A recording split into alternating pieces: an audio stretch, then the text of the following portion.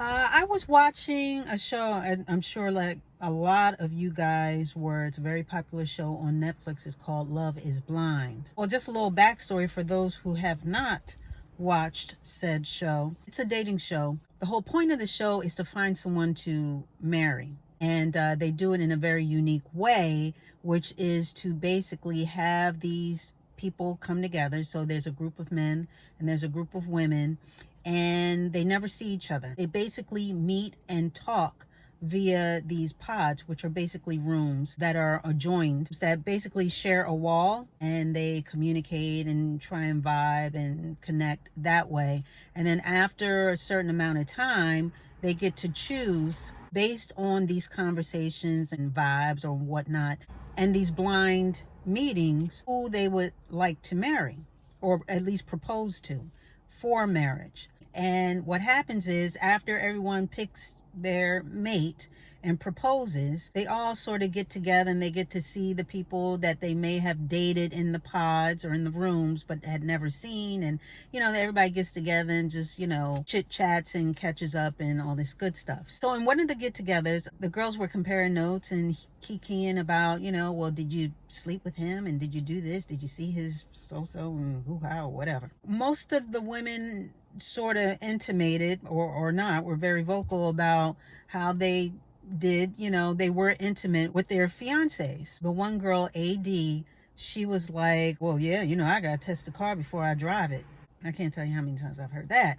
And there were two women that were not. There was one, she was abstaining, and there was another one that ended up abstaining as well. AD had sort of said to her, well, are you, she wanted to know, are you being intimate? And she was like, no, I'm going to wait. I'm going to abstain, and he understands that, and so forth and so on. And AD was sort of taken aback. She was just like, I think in her testimonial, like, she didn't believe it. And she said, I don't believe that. I definitely believe they're getting down or whatever. So fast forward, when it comes to wedding time, we, the audience, we get to find out, who's actually going to see this through and who falls apart as far as getting married. And AD ended up not getting married to her beau. One girl who abstained, they broke up before they even got to the altar. And the other girl who abstained, she ended up getting married. And needless to say, AD was hurt at basically being rejected at the altar. I mean, they were basically in front of the pastor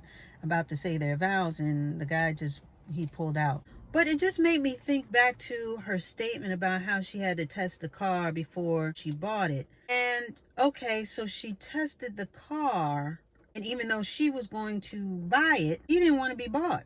You know what I mean? Just using those terms. He didn't want to get married, or he wasn't ready for marriage. I'll say it like that. He wasn't ready for marriage right then and there. So that's not really a good litmus for a relationship. And it's just unfortunate that a lot of people, a lot of women, a lot of people believe that sex is just a normal part of a relationship, just a romantic relationship, and you should, or not, doesn't even have to be romantic at this point. But I feel like in doing so and thinking so, you sell yourself so short. Because I'm like, how many cars do you have to test before you actually drive off with one? You know what I mean? It just doesn't make sense to me. And it just seems to leave you at a deficit, because every time that you are with someone, sharing yourself with someone, that is an emotional as well as a physical exchange. And it's not sustainable unless it's with someone who is reciprocating, and it is in a mutually honest and loving relationship. And that takes time. That takes time to even get to that point. And you're giving the best of yourself before it's even earned, before he or she has even qualified themselves to even be the recipient of it. You are worth so much more, and you are definitely worth the wait for the right person, and the right person will see that. Now back to Love is Blind. It was very interesting to see that being displayed as far as those two worlds. The world of, I'm going to abstain and I want to wait until marriage. And then the world of, you know what, you got to get on the motorcycle to see how far it runs before you, or whatever. So with that being said, out of all the couples that basically proposed and got to that point. So let's say maybe 5 couples, 2 of the girls abstained, and then the one, was it just the one? I think just the one got married. I believe just the one couple got married. But it was just a reflection, and it was just very indicative of how the world is as well. It was definitely a reflection as far as what goes on in the world. Because the world will sell you the lie that sex is a normal part of a relationship, that everybody's having sex and sex is great, and you should be having it too, and if you're not having it, then you're corny. You know what I mean? You're corny, you're out of date, you're antiquated. What's wrong with you? You need to get a little sex in your life, to get your life right, to get your mind right, to get this right, and start walking straight and all this other stuff. Sex is so heavily sold as this like panacea, as this like cure-all for just about everything that's ailing you. They're selling you this lie. Don't buy it. Abstinence is a joke, is corny, what are you doing? It's not a joke, and it serves a huge purpose. First of all, you don't need to be sharing yourself with everybody. And this is for men and women, just outside of the religious sense, okay? Because we're going to touch on that in a second. Even outside of that, you open yourself up to not only diseases, we know that, but also emotional hurt. And a type of emotional trauma that a lot of people, both men and women, are still trying to correct, are still trying to heal from. Sex can be great and fantastic, but all in its context, proper context and use. Sex outside of marriage, which is fornication, we as Christians, we know this is wrong. That is a sin. Sexual sin is sin. And we as Christians, we know that we're supposed to carry ourselves in a certain way. And that includes our bodies, because our bodies really don't belong to us. They belong to God. And we are supposed to honor these bodies by making sure that whatever we put in it, by it, on it, reflects our love of Christ and Him living in us, but also in honoring God and keeping it clean as far as what we do to it and with it. So, like I said, not only does abstinence protect yourself from diseases as well as emotional trauma, but it also helps to weed out those that are not serious about you in the first place. You find out a lot about people when you start dating them, and even more when you abstain. When you abstain from sex and you hold off and you keep that out of the equation. A lot of people will show their true colors, because when you first meet people, you're going to meet their representative. They're going to show you the best. They're going to talk the best. They're going to smell the best. They're going to show up and just be, Prince Charming or Cinderella. But once that relationship hits midnight and there starts to be just real issues coming into play, people start showing their true colors. And those who are only there for a good time and not really wanting to really get to know the real you, that carriage is going to turn into a pumpkin, and they're going to show their true face. And it will save you a lot of hurt, a lot of pain, a lot of confusion by abstaining and finding this out before you quote unquote test drive the car. When you buy a car, you don't just test drive it. You got to kick the tires. You got to look underneath the hood. And more importantly, you got to see the price of the car. If the price of the car is not worth admission, there's no sense in even test driving it. If this is a used vehicle that has been turned in and has got issues, why would you even want to test drive that? But abstinence has its place. It really does. I mean, it will serve you well. I think it is one of the best litmus tests for a relationship or a potential relationship. Press pause and see where the relationship is going, how true it is, how true they are, and whether their truth matches your truth as far as how you both feel about the relationship. Because a lot of people will tell you anything just to get what they want. Then after they get what they want, if it's not sincere, they're not going to stick around. And another thing with this whole testing the car thing, this whole analogy, what if you test the car and it's not that great? What if he has, and I'm speaking about women, what if he has everything else going for them? Got a good job with benefits, doesn't have a whole lot of kids, if any. He's good to his mother. He takes you out. He opens the doors for you. He pulls out the chairs for you. He makes sure that you are taken care of. He calls you. You don't have to beg him to call. You don't have to text him 5 times to find out where he is until he finally says, I am where I am. He's an all-around good dude. So you sleep with him and then the sex isn't that great. You're going to throw away the baby with the bathwater? You're going to throw that out for one thing, something that can be worked on, actually. It takes time for some people to really get in sync with another person.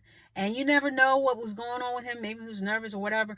But to think that with all those good things and that one thing that may be a little off, you're going to throw away the whole relationship just because of that? I just don't get it. And I think that's why a lot of people are confused and are not in good relationships, because they don't even know what the bullet points of a good relationship are. What to even look for in your mate, because we have this skewed view of what relationships look like, feel like, and should act like. I mean, we have the world telling us that women should embrace their sexuality and it's okay to, to have a high, body count. And meanwhile, you have a lot of women that are bitter, that are angry, that feel empty because of these narratives that are being put out there. To have a high body count is great, but to be a virgin, that's a joke. That's something to frown upon. That's something to look down on. And don't be a man and be a virgin. Oh my goodness. They get it even worse. But it's a dangerous thing because you're incorporating a lot of things, not only physically, but spiritually and emotionally. And that's why I think a lot of people are just messed up with regard to love. A lot of women, they don't like men. I don't need no man and this and that. That's coming from a hurt place 9 times out of 10. And the pushback from men, well, she ain't nothing. And, women over 30, they used and all this angry, bitter talk. It comes from a hurtful place. And again, sex it's very powerful. It's very powerful, and we know that. It's so powerful that people make the mistake of using it as a salve in a relationship. But sex is not a salve to cure relationship woes. It is not going to keep you or keep a relationship going. Not a healthy one. In fact, it may prolong a bad one.